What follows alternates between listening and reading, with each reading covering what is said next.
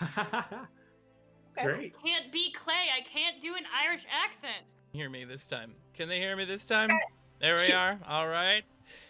And there's also 2 aces for Anna from McShree for her birthday. There is. Hi, and welcome to Dreams of Silver and Stone, where Rob B. Rolling is now going to be taking over entirely as our GM. How about you take it away, Rob? Wait, surprise!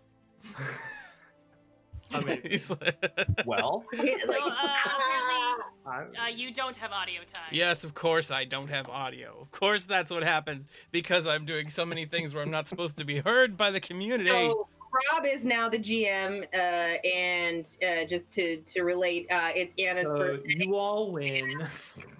Welcome to today's edition of Dreams of Silver and Stone, where I'll be playing Nova. Strat is going to be playing I can't do an Kiara. Irish accent. Yeah, you gotta play Rob. Oh my! I mean, can't do one. Steven's getting off easy. Get He off gets my to play lawn. himself. Get off my lawn!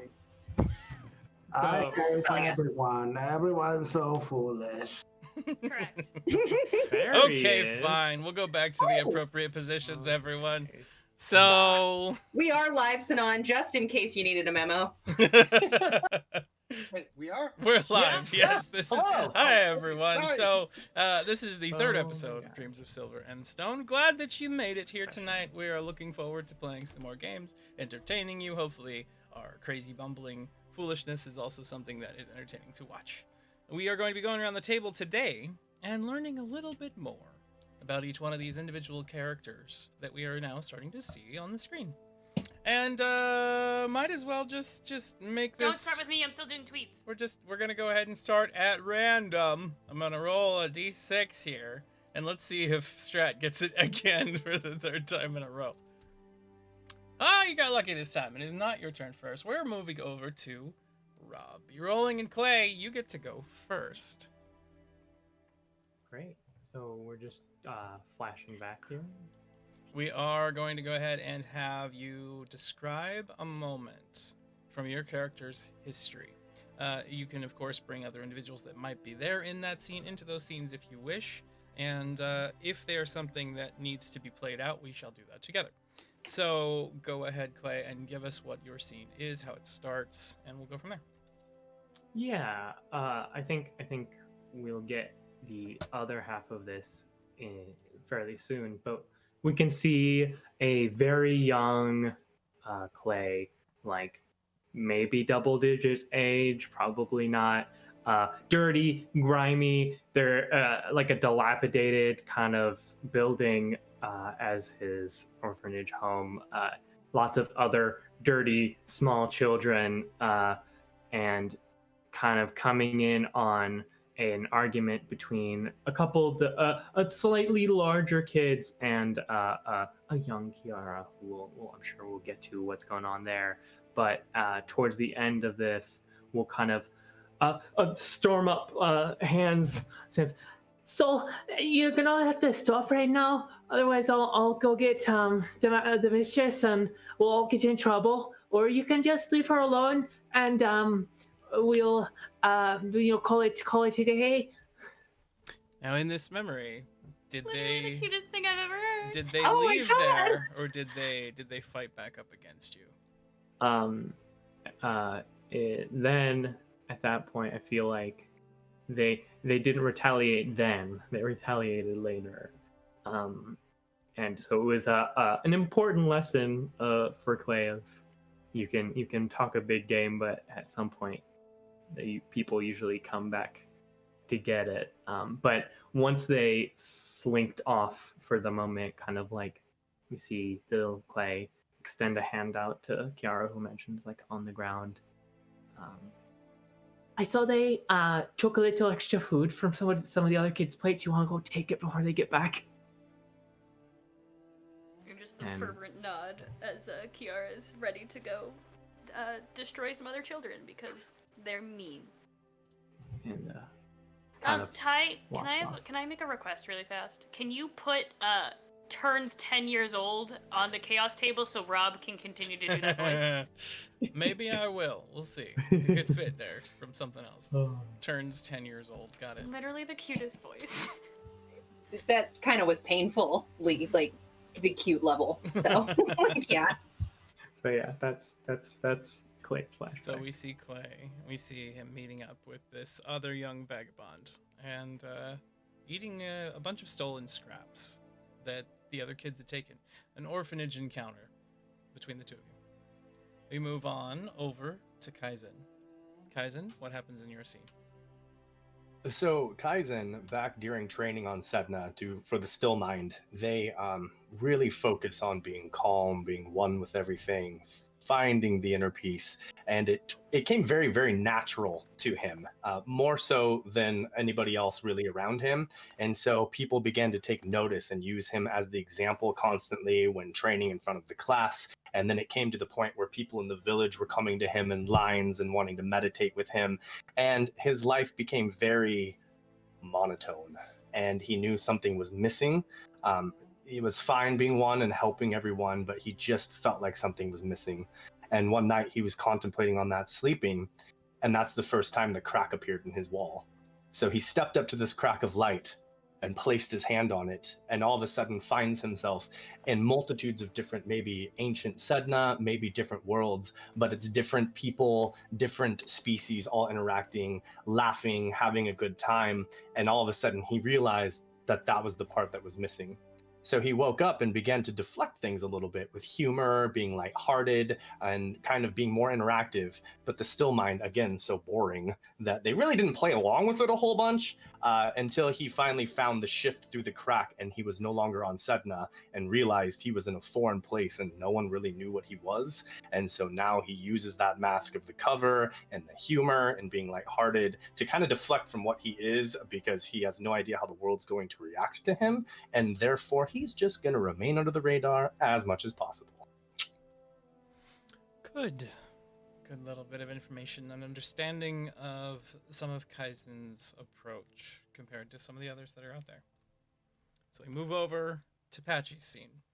And since he already sent me what he's going to want, I will begin it. What? Yep, I'm going to begin that with him. So we see a city on Miocenis. A bit of smoke traveling off in the distance. The sound of footsteps of Skixon running through the darkness. Rushing through this city, we see Patchy, a little bit younger, less scraggled up, his hair more of a fine silvery sheen, standing next to another Skixon who was running alongside him with these 3 massive scars going from the tip of his head down across his chest and across his left arm. Running. They kind of find a place outside of the city, breathless. I think we lost him. Yeah. That was would you call that mission success? 3 scars? Oops. One second here. I gotta change your audio there, Sanan. Oh no! What There- happened? You're a little quiet. Does not seem quiet, which He's is quiet Am I? compared to normal. Wait, I can speak louder. I no, you're good. You're good. Challenge You're him, good. guys. can speak louder. So I said, did you think that's a mission success? 3 scars. stop yelling, were you hurting. idiot! We're trying to hide from the Empire, not gather its forces. Yes, Sorry. I think we're all right. But we need to. Hold on. He grabs a hold of you and tugs you down into the brush real quick. And you hear the sound of booted footsteps, very heavy, just start running through. I think they went this way. Look out there. Keep an eye around the sides.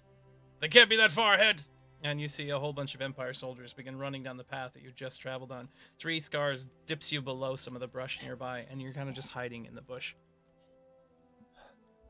As they get closer and closer, you see a couple of Skixon children carrying a bucket of water and just walking on the street, heading probably home late in the evening. As one of them kind of turns to see what's going on, the soldiers start rushing forward, drawing weapons. They just start yelling out, "Get down! Get down! Get on the ground right now! You're part of those Vincere individuals. You're going to come in with us." 3 scars. They're gonna shoot them. Just be quiet. This is the opportunity we need. They're going to be distracted. We can head off in the other direction and we can lose them. They're kids. What do you mean? Kids, they'll be fine. We're the Vincere. We're supposed to look out for our kind. What you talking about? But you can't The sacrifices are necessary. Come on. He grabs a hold of your arm and starts moving away. This other child that's standing out there in the street has this large mohawk of red fur that goes in a stripe all the way down their back, and this little girl in front of him that happens to have patches of red dots all over. The other one steps in front of his sister. You won't talk to Dottie like that. You can't do that to us. And you see him like put his hands on his hips. We're law-abiding citizens. Three Eyes, the little skicks, and he's talking back to them. They're gonna shoot. Let me go. Just be quiet, and let's just get out of here now. Patchy, you're not a fighter. You don't know what you're doing. You see the Empire there. Not Patchy back then, though. Oh, sorry, Silverback.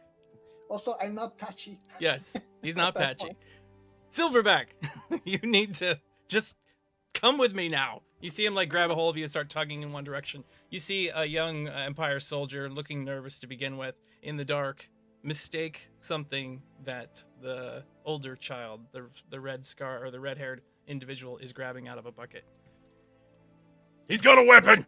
Silverback, like, forcefully pulls away his arm from Three Scars and rushes, not even thinking about it, just with an impulsive rage, something he's never done before. Also, it's clear that he has no like weapons on him. He just has like a medical bag in his side. That's all. Grabs the nearest soldier's rifle and hits him in the head with it as forcefully as he can, while screaming the biggest battle cry, and then hitting the other one and shooting the last that's aiming at the child.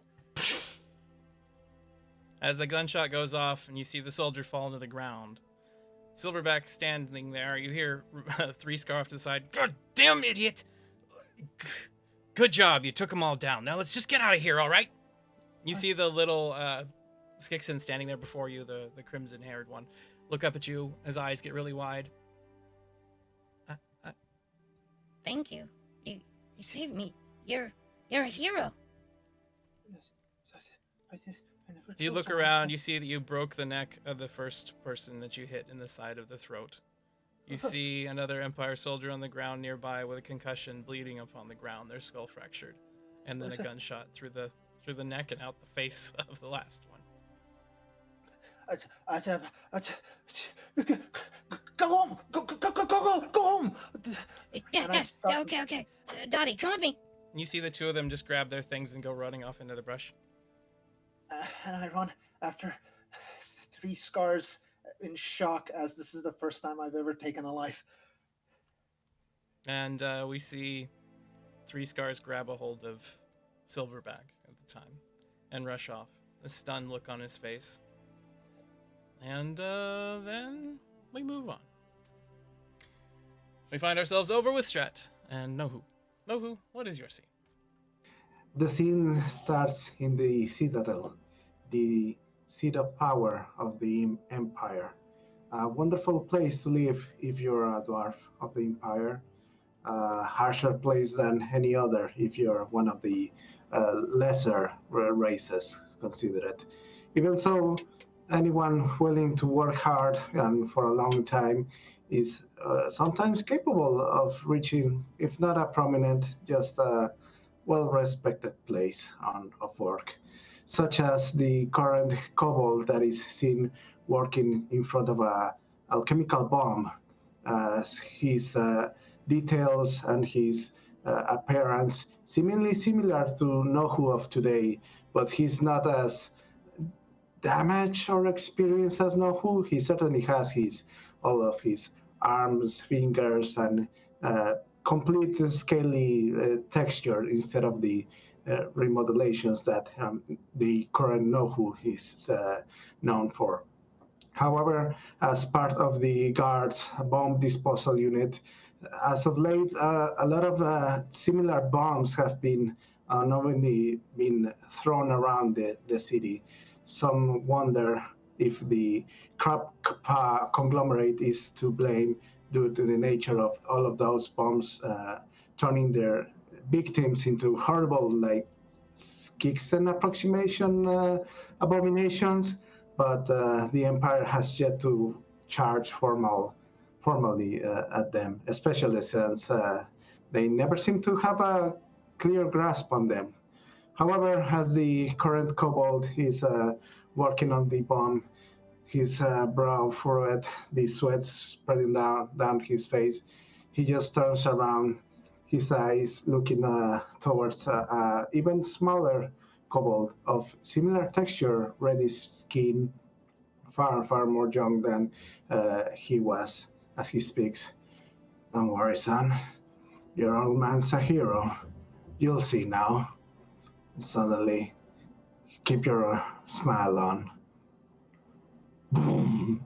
The bomb explodes, engulfing the kobold in front of it into pure smoke that, thankfully, the alchemical nature of it has been neutralized, but the impact of the explosion is still strong enough to fully consume him.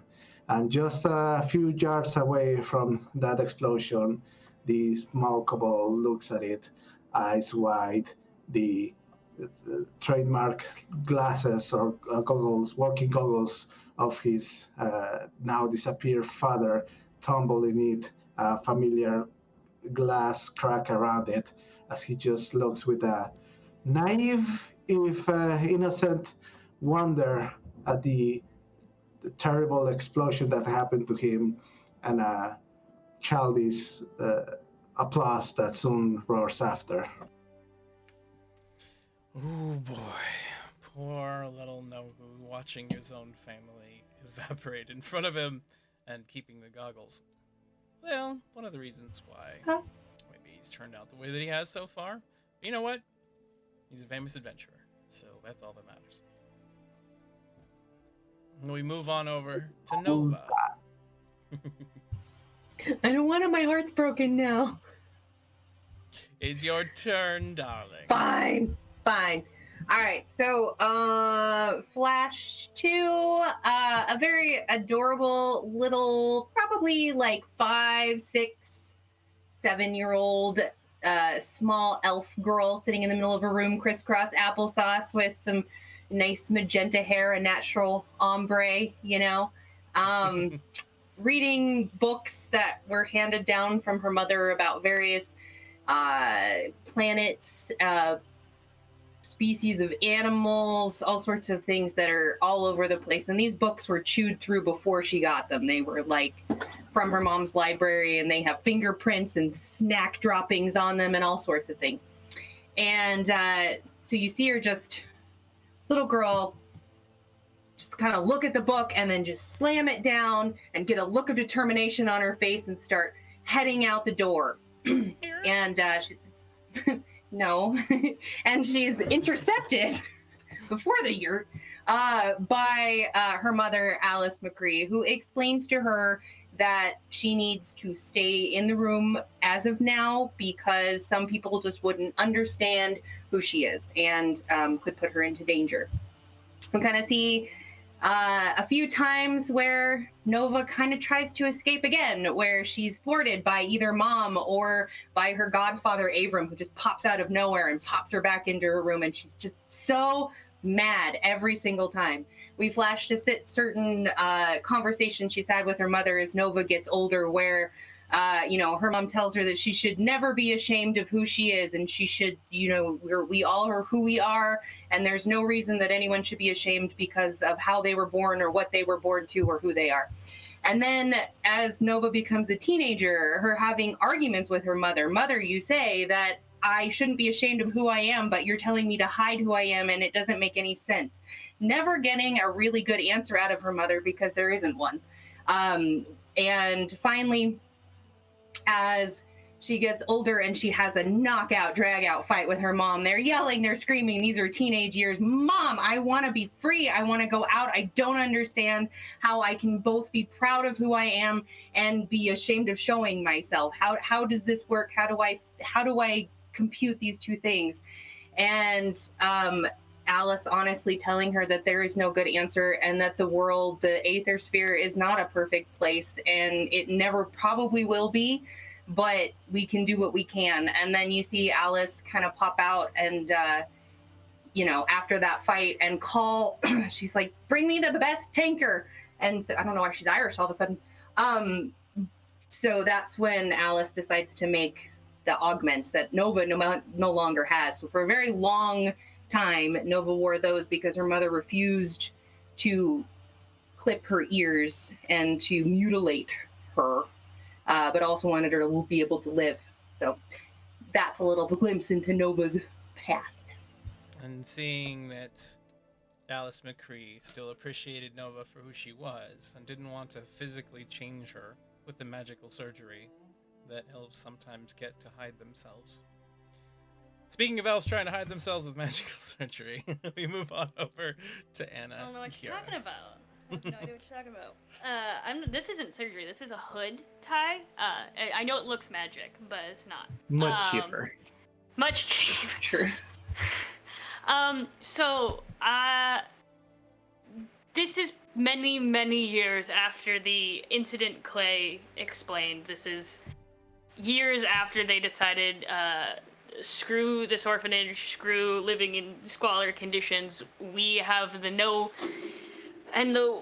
ability to scam some people and make money.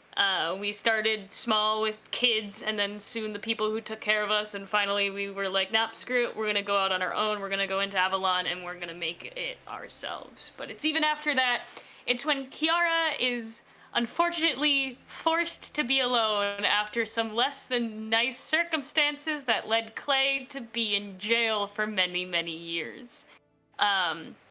You see You see Kiara kind of the first several months or so, a lot of kind of lost wandering and sleeping in a lot of ditches and sleeping out of sight and doing what she could. She doesn't have her distraction anymore, so the ability to pickpocket is a lot more difficult when you don't have your distraction. So she kind of relies more on crimes of opportunity, which don't necessarily make you a whole lot of money, as opposed to, planned marks. You also see Kiara pretty much weekly passing the prison that Clay is in, knowing full well that she cannot even attempt to break her friend out, because if she was caught, it would mean a death sentence for her. Clay would probably just end up back in jail, like, he's a dwarf, big whoop. But she knows, probably as much as she doesn't want to hear Clay's voice in the back of her head telling her, hey, don't do that, it's dumb, because that's exactly how he would phrase it. Kind of the sitting as far enough away to where she can still see and kind of scheming on how to break him out, but never fully being able to go through with it.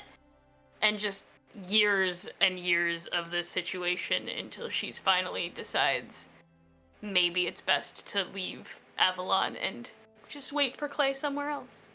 You see her put a note on a paper in a location where she knows he might find it someday before wandering off, because it's getting the hell out of Dodge. Find me. Good luck, too Kiara. dangerous, too hot, and needing a place where you can just be yourself and unhunted. So, where we last left off, everyone, we were inside the village of Stuckfoot.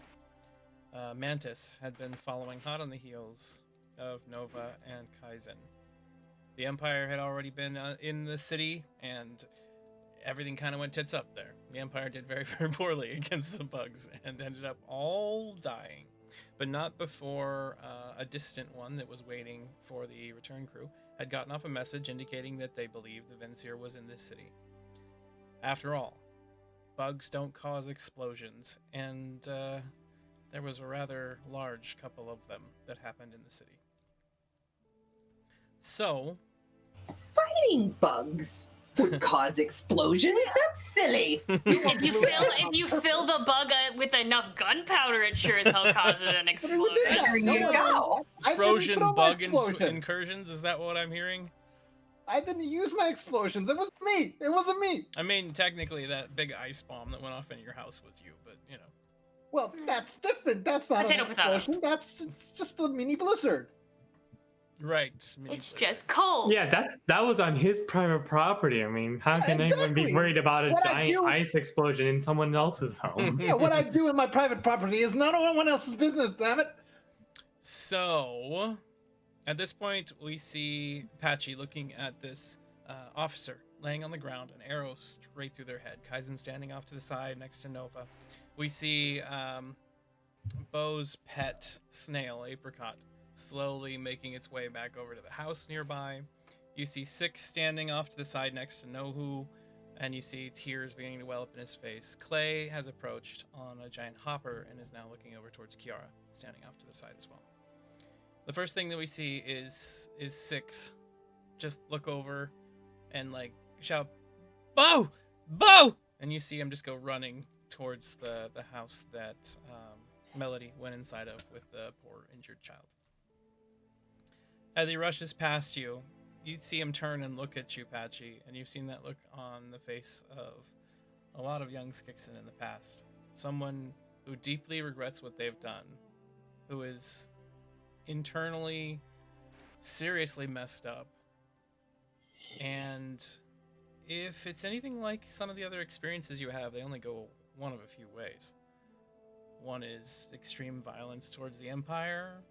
Another is a lost soul who often becomes deeply depressed and in need of some assistance getting through their own turmoil. And the last one are the Skixen who gave themselves up. Ah, damn it! I was gonna lay low. Shit! I'm gonna follow after Six inside and check on Bo and give Six a little talking to and make sure he doesn't do anything dumb. God damn it! We were supposed to go on an adventure with this underdeveloped dragon. Damn it! All right, so Patchy goes and follows after Six, who runs into his house, the one that his brother has been moved into. We see him run right past Nova and Nova and Kaizen. What are the two of you doing at the moment? Did you say Nova and Kaizen? Yeah, Nova and Kaizen. Oh, go ahead. Patchy goes running past you as Six runs by into the house. So Kaizen puts his bow back onto his back and turns to Nova and says, "Don't worry, the child is going to be fine." I wasn't worried about it. Was that one of those things where you were comforting another person but actually comforting yourself? Maybe, I don't know, but he's fine. So, yeah, I guess we should talk to someone about what's going on, because those are like Empire soldiers, and that's bad that they're dead. They're the ones that don't like our ears, correct? They are, but it's complicated. Okay. I understand complicated. I come from a very war-ravaged planet that is constantly in flux in time, so... Yeah.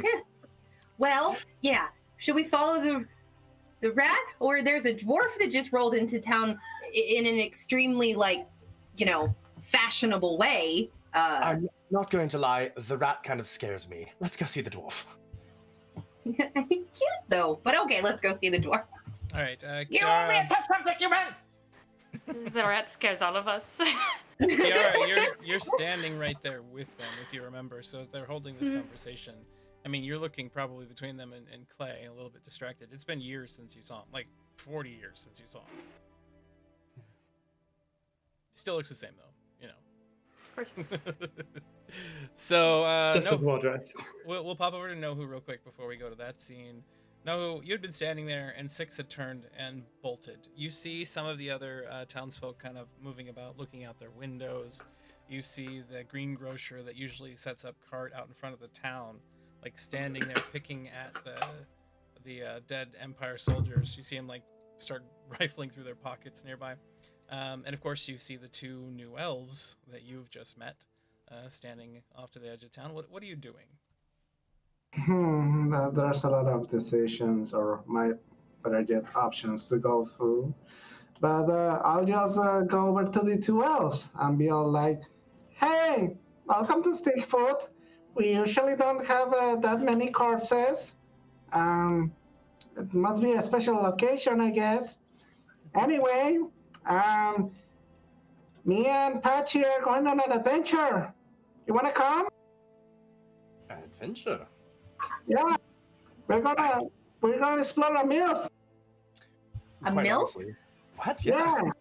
I showed them my large map and point towards a part of the map, a cave that is written with, "Look, this is a MILF, a place with many injuries and little food." I'm an explorer, Oh! and I explore them. There's many MILFs around here. There's many MILFs on Miocenis. I've heard that about Miocenis. Actually, I mean, if you, yeah, we don't, I mean, do we have anything better to do, guys? I have nothing on my schedule, and I like him, so I guess that can make up for the scary rat. So the rat scares you, but never mind. Okay. Yeah. But the rat, we do mention the rat. Patchy. Yeah, Patchy. Yeah, He's he a cute scares him. Yeah, he's older. Well, really, really old, like super old. But hey, he's got spirit. Yeah, he Super smelled old. Fair enough. I know, right? It's like sometimes people say that it's rude to say it out loud, but I don't know. I guess I got used to it. I want to clarify, Patchy is not one of the MILFs we're talking about.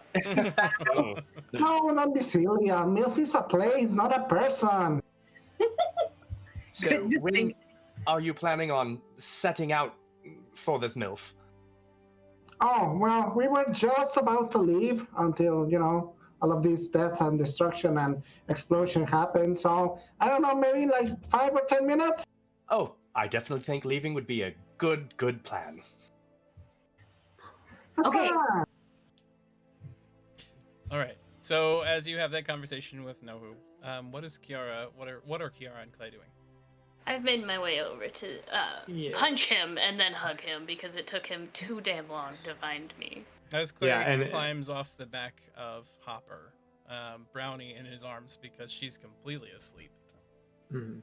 Well, then I won't punch him if he's a child in his arms. I guess I'll be nice. Yeah. Well, I imagine what happens is you go to punch me, see the kid, don't, and then we hug, and then I set the child down, we hug, and then you punch me.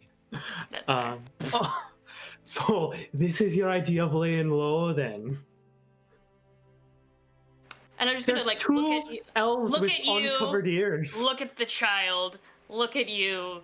Look back at the child. No, we're talking about you right now, not me. Okay. Not only is there Uh, two uncovered, ear Uncovered exposed, elves. two uncovered elves, but there's also 5 dead Empire soldiers around you. Yeah.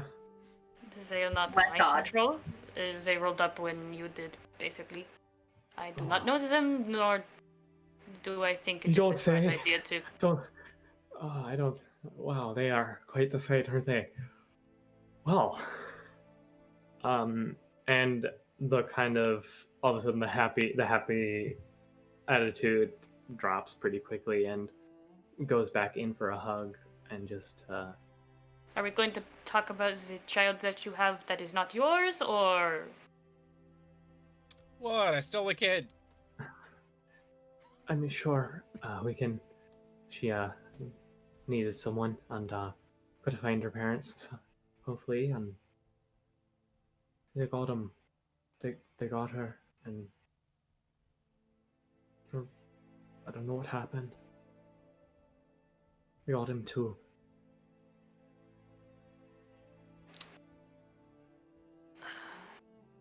And I'm just gonna kind of nod my head towards. There's no good place for a child here. She's asleep right now. I know, but I'm gonna nod towards Melody's kind of inn, because that's probably the only place that you could take a child and be taken care of. So it can probably get you help. We need to get him back. Can't let him have him. I'm just gonna hug him. He needs a hug. Yeah, like. Could need your hug. He's shaking a bit. The kind of bravado melting near his old friend. So you recognize that Clay's individuals that he's speaking about are obviously in serious danger and a huge emotional weight on his shoulders. The two of you kind of walk through Stuckfoot as the light begins to fade and the rain still continues pouring down at this moment. There's very few days where it doesn't. You are in a swampland, as a matter of fact. And bedraggled and wet to your very soul, Clay, in a way you have never been before. Yeah. You make your way over to where Kiara's been working, which is Melody's Inn and Tavern. You step inside the front doors. Warm, dry air comes out. The smell of flowers. There's a large garden patch that is managed by whatever her name is. The individual who stands around and does all the stuff that's around the outside. That person, yeah. Periwinkle? The trailer park girl? Because I hear they go around the outside. Around the outside. No. Periwinkle. Anyways, Periwinkle manages the little patch of garden that's right in front of. How could you forget the name of the most gorgeous NPC you've ever drawn? Because I have a name problem. He does. Anyway, I even made the characters and I can't remember their names. So you both step inside, and Kiara, you know where some dry bread is, some drinks. There's a variety of mushroom tea that is very heady. That Melody almost always has a little bit set up on the fire nearby. She's currently over at Six and Bo's house, so she's not in at the moment. But you believe that you could probably set up Clay with a room with the, brownie here and everything. I'll just write a note, be like, hey, small child in this room. There you go. And you just leave. Never thought I'd be more thankful for a dry room in my life. Yeah. Oh. It's pretty... You chose a pretty nasty place to hide out, you know. Wasn't my first choice. Fair enough.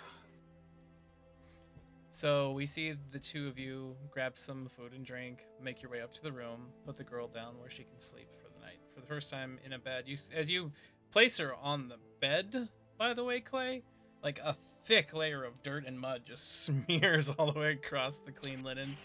Yeah. Oh, don't worry, the staff takes care of that. You see her make like a soft sigh of contentment, kind of roll over and just pull the blankets. Obviously, she has been and that's on the underside. Mud and dirt for forever. Kiara sighs in the I'm the one who has to clean that up kind of sigh. Oh, you're the staff. Oh, that's gonna suck. And be careful. I heard the people in this room do not tip well. Yeah. And the scene fades on the two of you as we move over to Bentir's house, where Six Toes and Bo currently are. So Bo is laying in the bed, just kind of licking a popsicle. His arm not able to be raised very, very high, as he has been bandaged up, as he has been medically and magically healed to a degree, but that just in Aether and Steamworks is a natural healing capability enhanced greatly. So he's got a big scar on one side, and he's very stiff as he's sitting there and eating this ice cream.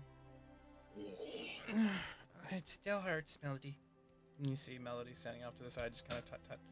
It's okay. Just, all you have to do is just be casual, be gentle with it. Don't use that side of your body much. And Six rushes over and is like, I'm so sorry. I'm so sorry. I didn't... This is all my fault, Melody. This is all my fault.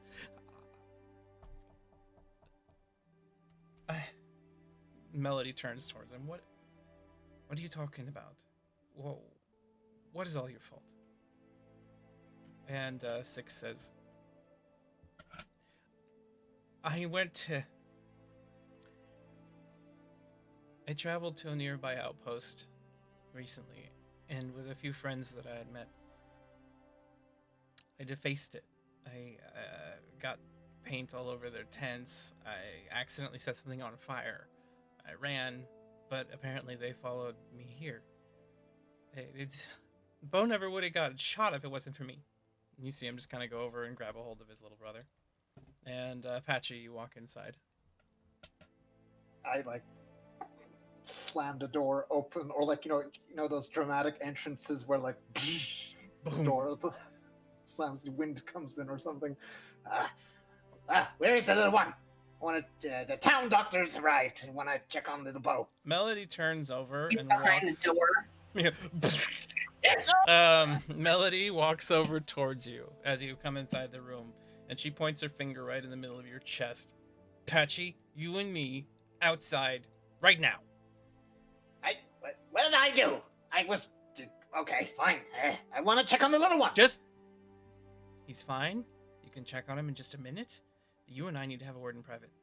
Also, okay, by the way, this is Sinan asking, do I know that I had given Six that bandage with my, like, name on it? Give me a brains roll to see if you can remember that happening. Let's see. That is an 18. So at this point, as Melody, like, pushes on you and kind of shoves you outside, and you remember them holding that, and you wondered where it had gone. It was up until this point when you realized, during a moment of deep introspection, you'd been working on part of your project. You'd made a minor breakthrough in your work, in creating your serum. And Six had come in asking for a bandage, something to deal with a wound in his arm. He had fallen into a patch of briar, had torn up his hand pretty bad. And absent-mindedly, you just threw it at him, whatever you could find nearby, without looking, without caring, because you were too wrapped up in what you were doing. He took it, thanked you, and left after trying to talk to you, but you were too wrapped up in your work. Shit. Okay. I feel a little guilty now, but I won't show it. Six! I want to talk to you later, a little bit. Yes, sir. And Melody, pushes you out the door around the corner. Yes. Kind of steps away from everybody else out there. Maybe I can... Don't push around an old guy. I need my little walking stick. Cut the bullshit. Patchy. What? They came here looking for your handkerchief. I saw it. It's on the ground right over there.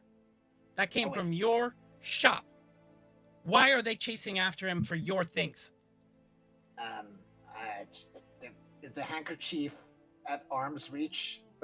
With staff reach? Not at the moment. Currently, it's over. Nova, Nohu, and Kaizen are kind of walking around. It's getting pushed into the mud a little bit more at a time. Oh, look, a handkerchief. Oh no! Don't touch that! Yeah, I don't know why they would ask for a bandage. That was just a bandage I gave. They stated that it had to do with a Vincere, Patchy. What have you been... I see you up at all hours of the day inside of there, and I haven't said anything. I hear some things sometimes, and I haven't said anything because I've trusted you. What have you heard? I don't know. I'm just an old screams coming out of your basement? Come on now. Oh, those are the Miocenis bugs. They make weird noises. When you put a little bit of salt in their sides of their cracks, they make a little screeching sound. It's their little... She stares at you like, stop the bullshit. Look, I don't wanna know specifics, but if you are a danger to anybody in my community, you can't stay here. What was that? Buzzes from my phone. Oh, you got a little fly on you. Let me just... okay, yeah.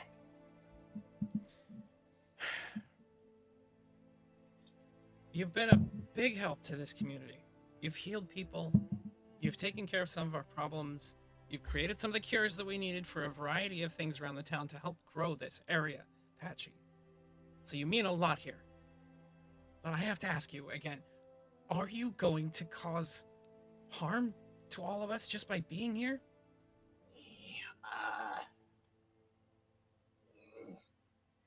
No.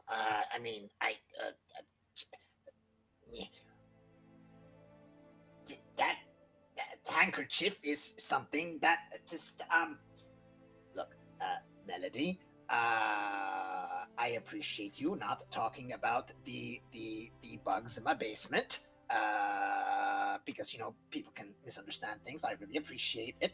I will ensure no harm comes to this town because I like the people in it too, including the younglings there.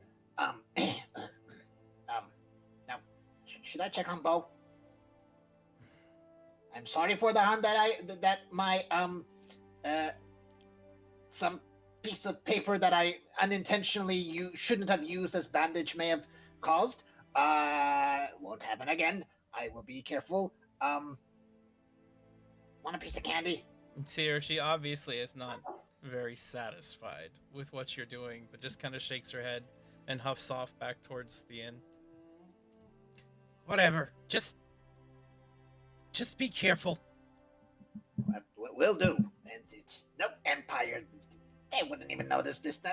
This is a minor incident. People disappear in these forests all the time. No one's gonna realize 3 missing Empire soldiers. 5. I mean, yeah, no. All right, we see Patchy go back into the room. As he does so, you see a small hunting party, a couple of Skixen, and one Humi walking up the path. Ventir, Six and Bo's father, is carrying some food for the day with some things. And they start walking basically right up the road where they can see Nohu and Kaizen and Nova kind of standing there talking to each other. Speaking in Skeen, which all of you speak except for Nohu. So they start dancing in front of you a little bit. This individual kind of slightly larger, kind of more rotund-bellied Skixen with a large flat ear that goes out sideways off of one side, kind of moves towards you. And Oh my god! You guys see that? Oh, look at this. We got ourselves a couple of newbies in town. Excuse me, do you speak Skeen? No. That sounds like you have the accent a little wrong. I know you're not supposed to call Skixen cute, but you're so cute! Thanks. We just met after all, but... and you are a strange Are looking... you going to be alright? Wait. I don't think so. You both What? elves Sorry. and you're not... You elves and Empire soldiers. And... Are my boys alright? Are my boys alright? Who are you boys? We didn't do this. That. My son Bo, a little one, goes around with apricot, the snail, there. Oh my god, the snail's name is apricot. Yeah, yes, no, they're in there. They're in that little hut over there on the side. He's okay. Okay, they're in the house. Oh, that makes me feel better. Did you cause this? There's dead Empire soldiers everywhere. There's gonna be nothing but trouble for all of us. Bugs. Yes. I mean, we arrived. technically we brought the bugs. There's literally an arrow sticking out of that one's head. Well, There were other issues that occurred during the bugs, but they were not us. I gotta speak. And it wasn't an elf. For sure. Because all I other saw was a Humi lady wearing a hood. He's got And the there arrows right there. He's wearing them on his hip. Who? That dark-skinned elf Oh. fellow next to you. So side note Okay. too, kind of a long story, but there was a little accident concerning Bo. He's fine, but you may want to go check on An him. accident concerning Bo, like what? He kind of got shot. Shot! Look, And he's okay. You see him like go sprinting Possibly past you towards electrocuted, the house just a very little. quickly. The Electrocuted! electrocuting helped him. It was nice to meet you. It was a friendly electrocution. You see the other two Skix. There's one Skixen standing there and one Humi. The Humi female that's there, also one of the hunters, is like grabs a hold of the stuff that he's carrying and looks at you kind of suspiciously. You know, and she's speaking in Mio. You're not supposed to be here. Hold on, I need to hack my character sheet to see if I can understand you. I can't. You just see her babbling a little bit. Do you speak Mio? Nohu? I do. All I right, do so yeah, both of you hear her say that. As she's saying that, I recover my arrow. You walk over and you just pull the arrow out of the officer's head and just in the rain and put it back. Not sure how good that got You know, there. it was probably a good decision not to do that in front of Bo's dad. So you know what? I'll give you that. Tactful. I think the two of you should stand right where you are until we speak to others in the village and find out what's going on. You see her reach down and grab her own little hand bow and like knock an arrow. The other the other hunter nearby also like puts their hand on their weapon. Well, not to be disrespectful, What but did she evidently we're say? going to set off on an adventure here soon, so 5-10 minutes would be good, yes? What did you say? Nova's like, I don't know what's going on, but they're aiming bows at us now. They are not quite happy with us right now because they think we may have something to do with this, so they want us to stand right here, nice and quiet, until they can further investigate. Okay. I told them we were leaving in 10 minutes, so to make it snappy. How'd that go over? I'm not sure, but just smile and nod. I think we're doing good here. I think everyone's very positive about us being here. Doing This is so nice. wonderful. Have I said again how much I love this planet we found ourselves on? So, with the application of potential violence occurring in front of you, Nova. Wait, what? With a bow being drawn on you. One of your imaginary friends, Cosmo, like off to the side, just starts like staring intently at this individual, preparing for action. It's okay, Cosmo. And the scene fades from them standing there, Nova hands up, Nohu just kind of looking between everybody, and Kaizen casually cleaning off his brain-splattered arrow. And we move back inside of Bentir's house with his two boys. So, Patchy, you walk back inside, and you see Six kind of standing there, staring down at his brother. He looks over at you. I'm sorry, Patchy. I didn't know. I didn't know that it was gonna happen like this. I wasn't. This is all my fault, and I'm sorry that you had What to be did you involved do? in all that. There's an Empire encampment a little ways away, and me and some of the guys from what did I name it? From a local village nearby. Local Vince- village. Local village. I think I have my. Where's that at? I have a map. here. What local village? Local village? Who are these people? You From- would. From Mallow. What? Down south of us, only a couple days away. You know, we were out. I was out with a hunting party. We ran into some of them. They're my age. There's not a lot of other Skixen my age nearby, and we got to hanging out. And they told me that I could join a cool club with them, basically be part of the gang, and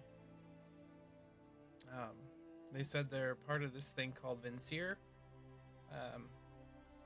And they said that in order for me to be initiated in, I needed to go and deface some Empire property. And I tried, but the paint they gave me set on fire about halfway through, and I had to run. Listen to me, Six. I'm gonna, like, pat him on the shoulder, like, sort of semi-gently, but also, like, sort of expressing disappointment. Listen to me, Six. You're a good kid. You have your brother to look out to, okay? I understand the Empire. We all hate those damn bastards, but this community relies on you, okay, my boy? Don't go out and do dumb stuff listening to them Vincier. Those Vincier, they sound all good and mighty, but they will set you off on a wrong path. They had a lot of good points, though. I mean, the Of course they Empire do. keeps us here, living in the mud like this on purpose. We can't go near the big cities without being basically enslaved or forced into menial labor positions, usually dangerous to everyone else. They caused us to become this what we are. And while I've only known being a Skixen, it would be nice to live longer than 20 years, you know?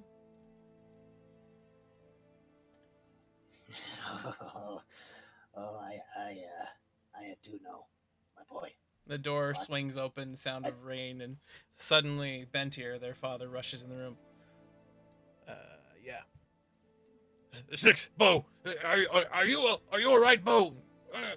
Rushes over the to boy's the bed. fine. The boy's fine. I'm checking on him. He survived. There's been an altercation with trigger-happy Empire folks. No, what they just came in and caused havoc like they do, and bug attack happened. They died, but the Empire soldiers. Trigger-happy Empire folks. Patchy, thank goodness you're here to keep Bo in good health. You did a good job with these ones. How are you feeling, Bo? Bo just turns over to his father and is like, everything hurts, and I got ice cream. He's got ice cream. I'm gonna check on Bo, by the way, to see if there's anything I can do. You roll brains to see if there's anything else that you could potentially help with. Nope. With an 8, you believe that Bo has been patched up as best he can and just needs time. It would be wise to maintain my good standing in this town by ensuring this little Bo, our little cheery little bundle of joy of this town, is at tip-top health. I'll give you the reroll. There we go.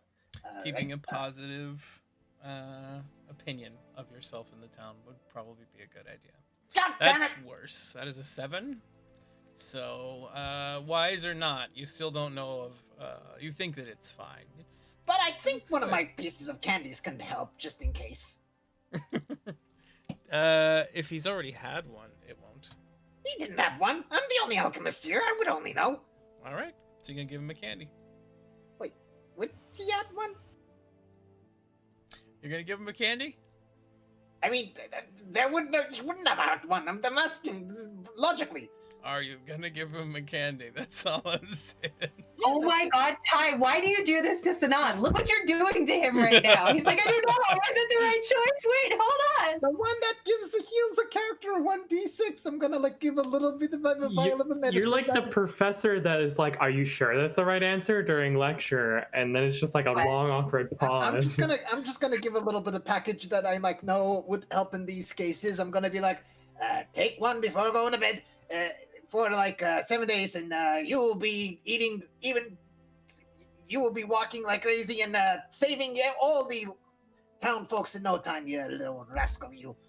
You see Bo just kind of nod, and Bentir just turns towards you, just says, thanks so much there, Patchy. I don't, so how did this all happen anyway? Out there in the main, there's burns marks everywhere, explosion, and there's an arrow through an officer's head.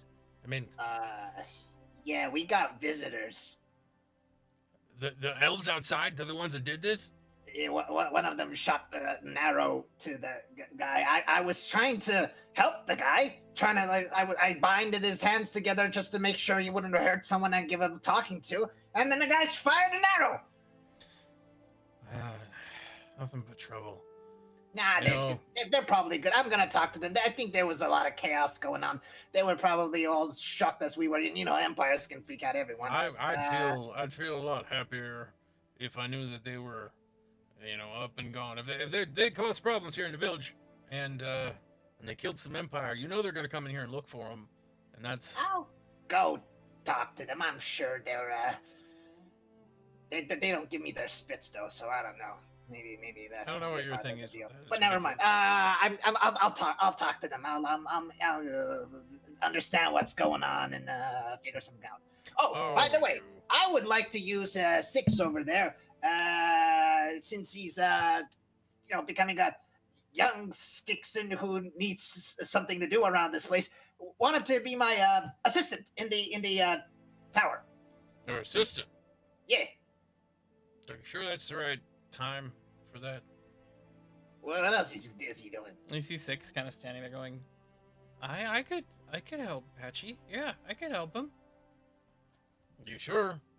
I mean, he looks he looks over at you, Patchy, and Bentir goes, just leans in real close. You gotta be careful, he's a little clumsy. What? Oh, he's talking about 6. Oh yeah, I thought he was talking about me. About to 6. Nah, it's all right. I'm sure you won't do anything. But wait, are you really clumsy? How are you dealing with? I'm not clumsy. I don't know what you're talking about. Nah, you'll be. As a plate shatters. It's like, I'm not clumsy. Like plate shatters. He'll be fine. I don't think he'll do more damage than that dragon did. But okay. Yeah, he'll be fine. All right. So Patchy ends up leaving the house at that point. We go back over to Clay and Kiara. He probably Brownie. won't drink your potions. Probably. That's what I'm hoping on. I'm trying to keep one Skixon out of trouble. God damn it! What do you mean, clumsy? Don't make me lose all my research because of that. So Kiara and Clay, the two of you are inside of Melody's place, and you hear like the door open and almost slam shut, and you hear like the footsteps of Skixon down the stairs. The two of you stepped out of the room after you laid Brownie down to sleep, and she's contentedly snoring away.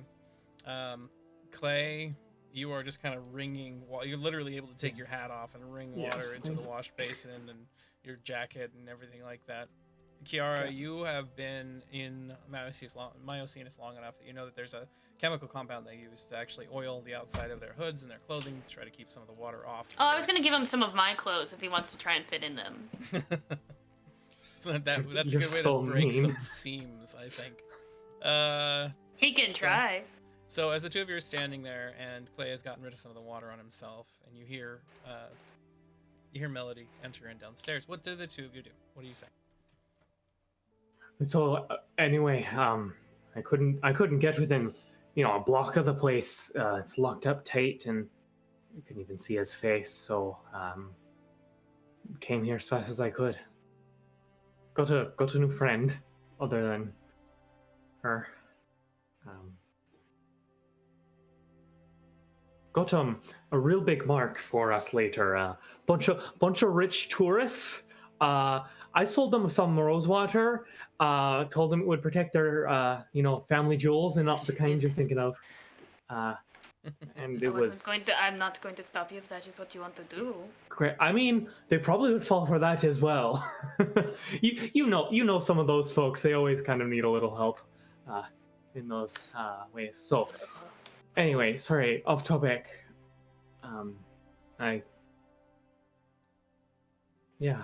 It's so good to see you.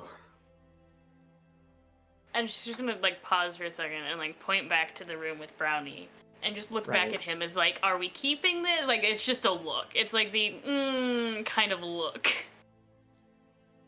I think her parents are gone. They left her somewhere pretty safe and said they'd be back, but I don't think they're coming back.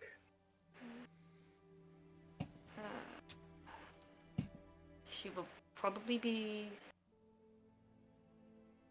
And then I'll look down and hear Melody kind of angry doing things downstairs and just be like...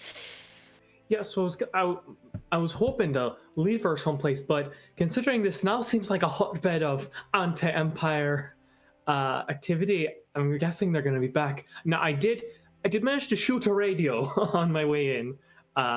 Just kind of felt like it. But fairly certain there's going to be some repercussions. Thank you very much for the raid, Ruby Heart. Oh, yay! We appreciate you. Hello, Raiders. Welcome over to the Dreams of Silver and Stone, where we're having a little bit of a heart-to-heart discussion about stealing things and, of course, having children thrust upon you that you didn't actually ask for. But, we'll move back over to the scene. The child is probably more than welcome here, but that is not my choice. You would have to talk to Melody. Well, I got to talk to her too. I couldn't leave her You did just alone. take a child from her home. You hear the sound of Melody's footsteps coming up the stairs, the little pitter-patter of her paws, and I'm gonna do what I always do and push Clay forward. He talks, I don't. Push him out in front. As you're doing that, Melody's making the tapping rhythmic noises of Skeen, kind of tapping them out, and you hear her kind of... You speak Skeen, right, Kiara? Yeah, I do. Of course, both of you do. Both do. So you hear her just going, Kiara, there's mud all over the floor, all the way up. The trail leads from the door all the way up the staircase. After all this nonsense out there, what? You should know better. Kiara, where are you? And you see her starting to come up the stairs. And I will kind of show myself and do a little in skiing, like, oh, so sorry about all the mess. Just got in from out of town. A guest, yes. You see her like brush off her little like outfit, the apron that she's got on. She kind of tries to wipe it clean and puts her hand on her laps. Well, hello, esteemed guest to Stuckfoot's Tavern. This is Melody's Inn, named after me, of course, and of course the brilliant music that we sometimes play down below. Of course, I'm a flutist and flautist, whatever the word is. And it's typically 1 silver a night per stay. You can, of course, expect a wonderful breakfast in the mornings, and in the evenings we happen to have local bread that is brought to us from a nearby baker of ours, a friend of ours nearby, and there's tea always on, and we sometimes get in some shipments of milk, but it's a little questionable because some of it comes from insects. I don't know if you're into that sort of thing. Sometimes we just gotta make sure. I heard normal it's not the best for you anyway. I don't know. The name's Clay. Pleasure to meet you.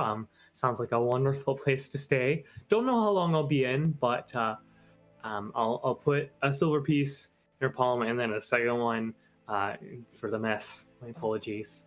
Thank you. We'll take it a day by day here for the one room for me and my companion. Your companion, who else do you have staying with you?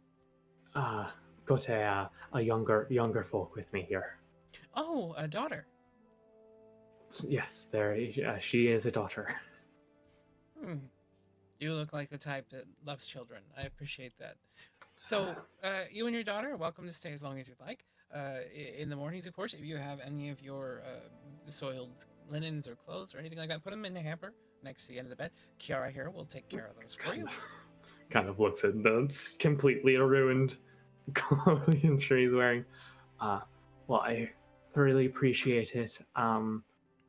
Now, maybe not quite here. Is there some ways out and about to make some silver in these parts? Oh, to make some silver. Well, we always have a few odd jobs here and there, and there's always some work to be had with the hunters. Usually they like to gather and bring back to the town. Sometimes they'll pay in a few silvers there.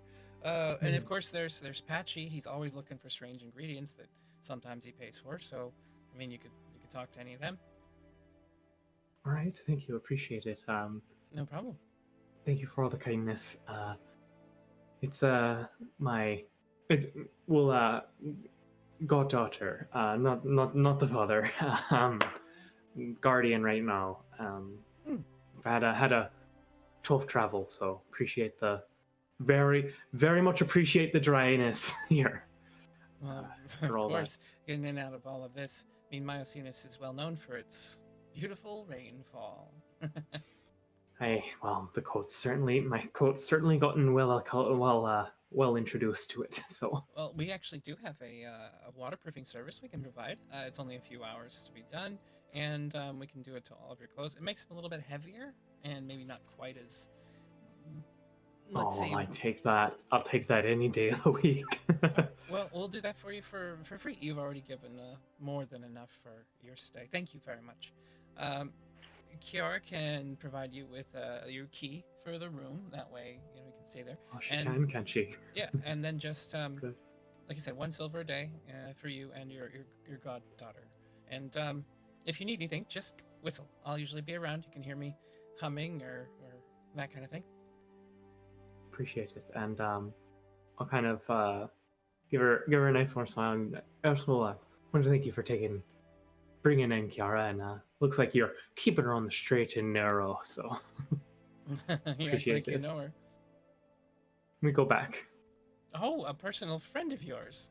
Kiara, how come you never told me about this dashing lad? I've gone downstairs. I'm not dealing with this conversation. I have walked down. I'm sure you know she's not much of I'm the talker. To be fair, I think what has happened is when Clay said, "Oh, will she?" when I was talking about the key, I had walked behind Melody, flipped him off, and then continued to walk down the stairs. Yeah. So she just kind of looks around. Oh, just as I had a couple more chores for her to do. Oh no. Well, if you just leave me a list of those outside the door in the morning. We'll make sure she takes care of them. I appreciate it, Melody. Well, I'm going to get a little dry here and some rest. And you said this Patchy fellow might have some work Yes, opportunities? he's the local, well, medicine man, alchemist, I suppose. He actually says that he was, he actually went to the university on Avalon, which is unique. So Interesting. you could speak with him. He's inside of the ice covered place. If you look out the window, you can see it over there. Well, let's go. At the very least, intriguing. So appreciate it. I'll go head over there. Absolutely fantastic. Have a good stay, and again, if you Thank you need very much. anything at all. And then she just Will do. like pats your hands with hers, and then just bounds down the stairs, kind of skipping Why a little bit. do I see her going to like a room and opening up a big can of Scotch Guard and then taking his clothes and just spraying him down? Yeah, 100%. 100%. Oh Kiara, Kiara will return with the key to the room and just chuck it full force right at Clay. Yeah.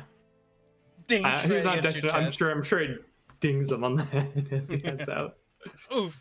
As the scene fades, we now see Nova and Kaizen and Nohu standing out in the rain. Still, you've actually taken a little bit of a position in the edge of the garden area that happens to have these larger trees sitting in there, blocking a little bit of that rain. These large, almost banana leaf size fronds in this tree above you make for great umbrellas. The hunter and friend standing nearby, just continuing to watch you. Like, where are they? And are the three of you saying or doing anything at the moment?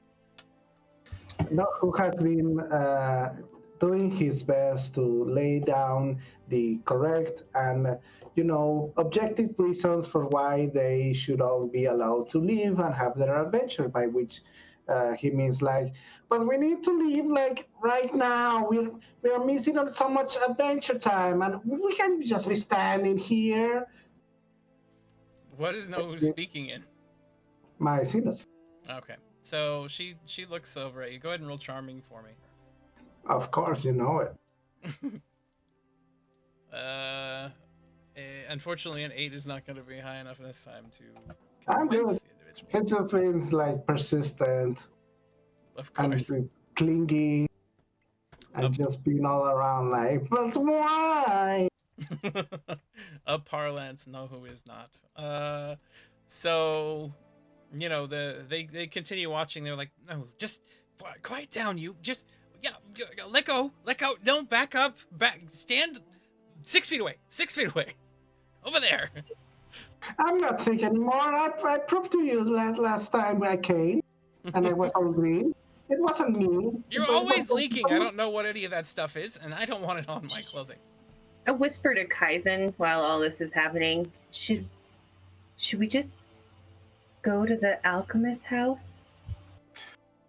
Yes, while they're distracted, I think we should just... So we just Two of you cartoon, side shuffle. Both of you roll agile, and let's see if you can get away without being noticed. There's an 8 from Nova, and a 13 from Kaizen. I will say that with the distraction that Nohu's providing, the enemy will be at -2, so we'll see what this roll ends up with. Enemy. Other individual, I suppose. They got a 6. Particular individual. With a 6 from their negatives. Nohu is the best distraction ever. It's go Nohu, and then So Nohu, you're Giving me talking a run over for and my over money. again about how you should all be allowed to leave, how this is a waste of time, you have an adventure on your hands, yada yada. And Kaizen and Nova just shuffle off to the side until they're gone. And they're so distracted with you, it takes a little while before they notice. At this point, Patchy walks out of the building behind you. You see Nohu speaking to 2 hunters that are pointing their bows kind of at him. Oh, wait, it's me. I'll see them. You see do we run into him at the door? No, he just walked out of Six's house. Melody's. We're going to his house, and he's walking. This is a comedy of errors, kids. Goodness. So Patchy, you step outside. You see Nohu standing there near the garden area with 2 of the local hunters pointing their weapons at him, and he's just doing something big and grandiose. Hey, why are you pointing your guns at or your bows at my travel companion? Oh, Patchy, I'm sorry. Well, we weren't pointing them at him. We're pointing them at. Where'd they go? The two elves. There were two elves here, and now they're gone. They just vanished like ghosts. Those two. Oh, elves do that all the time. You gotta keep a sharper eye. Suddenly, Or Clay finally. walks into the scene from Melodies. Right. 'Cause I was headed toward. That's on the I'm way. gonna just take a wild guess that you're Patchy. Saying scheme. I don't do that. Oh, okay. Who's this thing? I haven't seen you before. Hey, just got into town. You see a strange, bemustached dwarf who is very obviously not a shaver. He doesn't seem to be an Empire soldier or anything like That's that. an awfully wide smile for someone in Miocenis. Wow. I'm smiling because I've been told you might be able to help me make some silver. You're looking for jobs, you say? Aye. What qualifications do you have? I made it here in one piece. Yes, that's noted. And coming into a conversation with two people having bows drawn, and not the best sense, but Don't turn on me. Patchy, as you're standing there speaking to Clay, as you have who's standing there, talking about needing to go on an adventure, you look to the side and you see that your door is ajar. My door again! Why does people keep going inside my place? God damn it! You, come with me. I might need your help cleaning out bugs. Have you seen these mantis things? You know how to kill them? Mantis I'm things. assuming just like anything else, bullets and a sword will do. Hey? How are you good with shaving ice off of books and vials without breaking them? Tend to not break things if I can avoid it. Good. Also, is Six with me too? The Six is standing in the doorway, kind of just looking at this debacle, and you see his eyes just kind of widen as he looks over at the dead Empire officer. I like sort of give a little look at Six, being like, you see, this is what you were hoping. This is what happens. Yeah, this is what happens. Six's color drains from his face, and you see him kind of get shaky as he's standing there. Hey, Six! Stop staring at that thing. It's dead. Nothing you can do about it. Come, we're going to my lab and want to see what's inside there. Where's Felicia? Felicia is like cleaning herself in front of. Well, on your bed, you can see through the hole in the side of your house that was burned open. Felicia! Who are the intruders? Get into attack mode! Meow. Good girl. Okay. Licks her butt. And I'm gonna grab my little stick, tell no who to come to, and Six, and okay, just come in. He just grabs everybody and goes walking towards his house. No, he grabs hold of your hand as you're like just kind of dragged off unceremoniously almost. Just away from the hunter too at this point. I feel like we're just. Well, What are they even doing? Hunter 1 and Hunter 2, go hunt! They just came back from a hunt. Well then, go prepare the hunt thing. It's Gray Eyes and Cloudy. Gray Eyes and Cloudy. That's better names. Wait, are they Skixen? One of them is. Cloudy is the Hume that's there. Cool. I'll take care of it. If the elves are in my place, I'll sure to. Should we? Don't worry about it. Should we bury the dead or? Can I use their bodies in any way for my experiments? I mean, yeah, technically. I'll get rid of the bodies. Just Oh, do you? I mean, soon. I hope. We don't want them. They're bleeding all. It's. So he's this kind of employer. Okay. Wow. Yeah. Okay. Okay. Mental note. Mental note. Yeah. Just bring the bodies into my doorstep. I'll figure something out to do with them. So you all Plant had... roses where the blood went. It'll be fine. Right. Kaizen and Nova, you've stepped inside of Patchy's abode. As you come through the door, you can see like water dripping from the ceiling. The floor is covered in a thin layer of ice that's slick with liquid. You can see a lot of alchemical materials, alembics, and grinding stones, and all kind, and a giant pot that's kind of bubbling off in the corner. And you see something that looks like a mix that's halfway between a dwarf and a machine that is completely encased in a block of ice, just like sitting there staring at you from the doorway. What happened to the ice that I poured on it? Not ice, the acid. The acid has Yeah, he burned poured- a hole down through the ice and is like turned a bunch of stuff into mush inside of a nice container that's keeping it cold. We sure that he's not creepy? No. Okay. Noted. Is this like a? I got nothing. You see a really fat cat kind of like slide into the room a little bit, and it looks over at you and it goes, meow. Never, don't do it. No, don't do it. I wouldn't. I will go pet the Mau You're going Mau. to do it. It All like right, starts I'm going to hissing at step you back. as it's sliding without being able to control its legs. Oh no! You're having a problem with your tootsies! It bumps into the wall and like rolls as a large, like fat body. Water kind of sprays everywhere. Can I use charming, Mrs. Kim Rao? If you let me pick you up, I'll put you on solid ground so you don't keep spinning. Roll charming. Felicia's nasty cat. Felicia can't be charmed. Felicia got a 5. She's not charmed, but Felicia allows you to come close and just kind of makes the cat noise, but doesn't attack you. Don't need me, Mau Mau. Give her. Oh my, you're a big cat. Oh my god. Oh, jeez. You like slide through the room. Give me an agile roll. If you fall down, you might decrease your relationship with Felicia. Oh no, Oh that's no! a 7. I'm gonna use an ace. This is important to me. Roll that. Re-roll that. This with isn't the ace. correct That use of an is ace. a 4. That's even worse. You don't read signs very well, do you? I am not socially adept. Nova was locked in a All right. space-time continuum for too long. Nova, is Okay. that And it? before Dude, that, the only social interaction she Is had this- was on the Zephyr. is this how it goes? We're not normal people. Is it how it goes? Because right now you're slipping, No. and we see Felicia begin spinning from your hands. Okay, I'll get one more, and then that's it. And then 16. Oh, you got an ace from got an ace, Annika. Oh, thank you, Annika. I'm gonna keep that there in my. All right. Here we So go. Nova, you like slip and slide for a second, but then you just slide over to a table and you put Felicia down.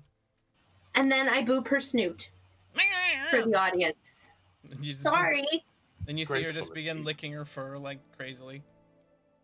There's another Right. ace. I'm going to see if I can find some tea. At that point, a huge crowd of individuals kind of comes in the door behind you. I got Hold another on. ace, but I have to pet the kitty. You gotta pet the kitty. Well, you have to give me I'm another trying- charming roll to pet the cat. It's okay, you have 2 new aces, so it's fine.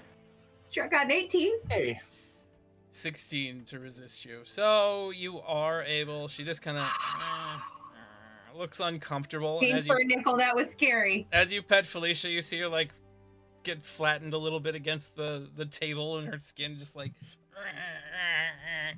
It's that when the cat hates it, or well, Yeah. they want to hate it, but they really don't. They're like, "This sucks. Oh, that feels nice. That's horrible. Stop it. Oh, that's so good." And you see her like try to get up and move away, but her legs kind of slide on the edges of the table, and she just kind of falls flat. Where's your person? You see that person walk in the door behind you, pulling along an outer clan dwarf of some kind, and Nohu, the great adventurer, like just by the hand, as one would a child. Famous adventurer.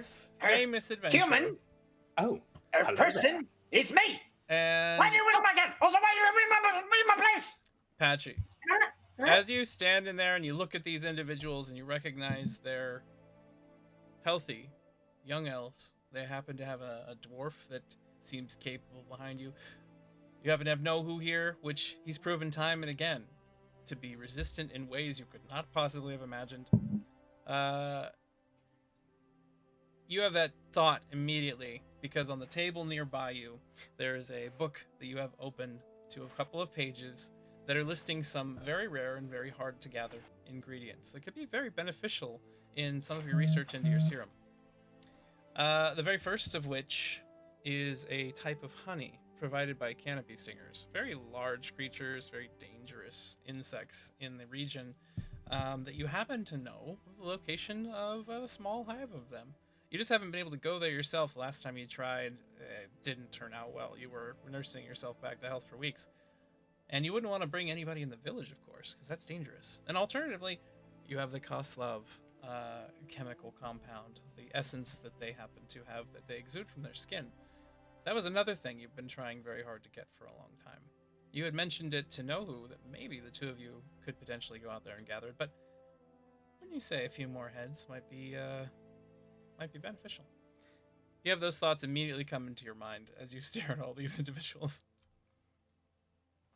Hey, these are the guys that are going to join us in our adventure. I already talked to them. What? I know who. You told them to join us? Yeah. The more the merrier. You should now know who. I thought we were partners. You should have asked me first. Oh, Who are you? What you doing here? How are you elves? How are you elves that survived so far? How are you elves? I was born this way. That's what Gaga said. I know, but I mean, empires usually kill you on sight. Why are you not dead? Oh, well, he's from a time plane A rock. that I've lived under a rock this whole time. What? from Iraq. Some rock. I don't Not believe like the that. Middle Eastern one, though. I'm from Iraq. There are some very big rocks around here. There I know. are. It's true. Know who's very smart. Yeah, and then me, I normally don't have the ears. There was tech, but then I was in a weird purgatory for 100 years, and I came out and I wasn't wearing much. Purgatory? And What do you mean purgatory? like Clay's gonna nod and be like, you look like, no offense, you've been wearing the same clothes for like 100 years here. I took this off some bloke and we'll pass the leather jacket. Oh, thank goodness. Why didn't I get that up You here? don't smell like you've been in the same clothes for 100 years. Well, that's rude. I mean, neither. How do you know? How many people have you known that have been in? I mean, is this a thing that happens? Are you aware of it before? Because it's been like really weird for me, and I'm not sure actually if I'm like even like part of the world anymore, and I don't know what's going on. But actually, well, we're gonna go on an adventure with Nohu. I was just saying you don't smell like you've been wearing the same clothes for 15 plus days. It's 100 years. Oh. At a certain point, it's, I just want to go to the MILF. What? What? The MILF. We're gonna go search the MILF. What do you mean the milk? Ask The Nobu. MILF. It sounds very exciting. Yes. Nohu has a picture of the MILF. And it's a nice MILF. It's a very nice MILF, from what we hear. Wait, is this, like what kind of milk? All right, so Patrick, Never mind. I mean, yeah, let's I mean, So okay. That's a good So, clip moment, everyone. What you two doing here? Tell me what you two doing in my place. We I was trying to find you. Yeah, to go on an adventure with you. Oh, you found me. What do you want? Well, now Hello. it's to go on an adventure, but mostly I just noticed you had alchemy things, so I kind of assumed that someone from the university must have lived here or was living here, and then I thought maybe that they would know about, like, some information. But, The university. yeah, I guess that's not true, or maybe it is. I don't want to assume, I guess. The university don't care for Jackson. I know, but there has been precedent in which alchemists have been the things not us. I don't know. No, that's bullshit. Doesn't happen, as far as I know. I used to have an apprentice that used to be in the university. She said it's all bullshit. They never let her ever get anything higher. She learned more from me than that university crap. Oh no, I dropped my earphones. Wait, give me a second. Just imagine that I'm ranting you think more and that more. he'd be a Okay, little more yes. coordinated? He'd not just knock something over talking to us. You see, like, What? one of No, his I don't vials, knock like, anything spin over. through That's the air. not Patchy. Patchy's super non-clumsy. While this conversation's going on, I look into Patchy to see what his intentions are, goals are, and what general vibe I pick up off him. Okie dokie. Looking into Patchy. I'm looking into him. Looking You look at me like that weird way again. Why are you looking at me like that? Patchy with See the Heart. So, you can tell if a being is camouflaged, mentally or magically hidden, an automaton, gain bonuses to defense rolls. You cannot be surprised, and you can discern if someone's lying, telling the truth, or not even certain what they are feeling and thinking, and you can determine what goal the target is attempting to reach. Kaizen looks over, his rune just glows very softly for just a split second as he reaches out and he touches Patchy's heart. Patchy, what is your ultimate goal? You can't feel it. Well, then what tickles? So it tickles like myocardial infarction. Yeah, like myocardial infarction. So Patchy, he is reading what your intentions are. Ultimately, what is your end goal? Ultimately, like my super mega like real overall goal? Your overall real like long-term goal.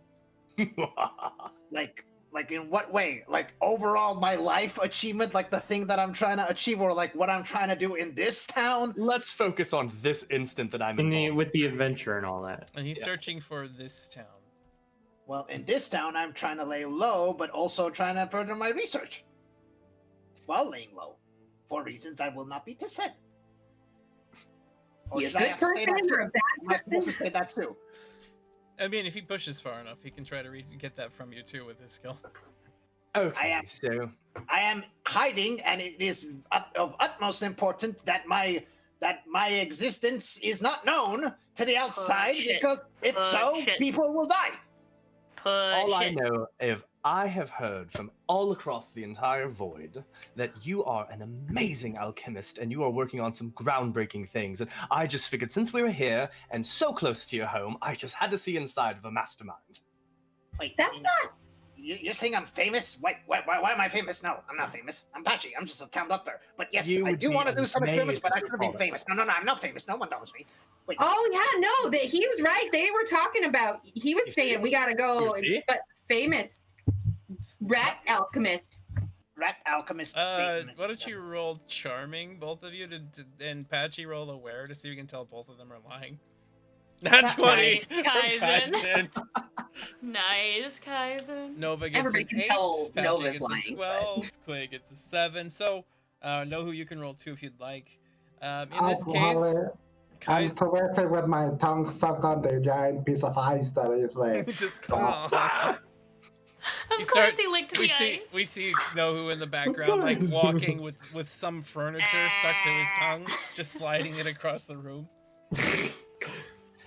I'm gonna go help him, actually. Kaizen, do you want to do something that will help you specifically, or will help those around you that are attempting this? So you can either help keep Nova from being discovered, or you can have some advantage against Patchy when it comes to lying to him in the future. I want to do something that helps all of us. Okay. So Kaizen speaks out in a way that makes it very obvious he knows what you do, Patchy. And there's something in his eyes that tells you he knows more than he's letting on.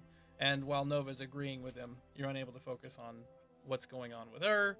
She sounds maybe a little bit like she doesn't know exactly, but the depth of which Kaizen speaks about what he knows is impressive to you.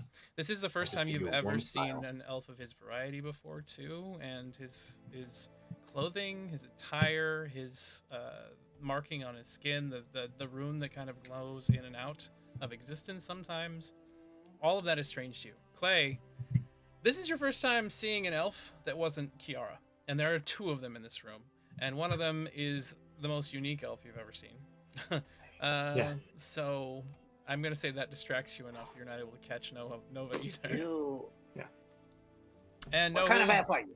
Nohu, can you give me an agile roll as you run around the building with something stuck to your tongue, trying Knock to get it off? over all the potions. 17. All right, we see Nohu twist. There's a loud snap sound, and you see ice with a bunch of like books inside of it just crash into a wall, and all of them start cracking out and tumbling onto the floor. Nohu, you slide to a wall, kind of thump into it, and then sit up, and we hear a crunching noise as you begin chewing on a big piece of ice that you've dragged in with your tongue. 6, can you make sure that the kobold doesn't do anything, doesn't mess everything up in the lab? Everything is important here. Are you kidding me? That's Nohu. I can't keep up with him. Well, try. You're the lab assistant. It's an important job. I'll try. And, he seems to be happily munching on the ice. Maybe just keep him in ice. You see, like Not like that though. Six like nods and moves over and just starts chiseling out pieces of ice and handing them to Nobu. What kind of elf are you?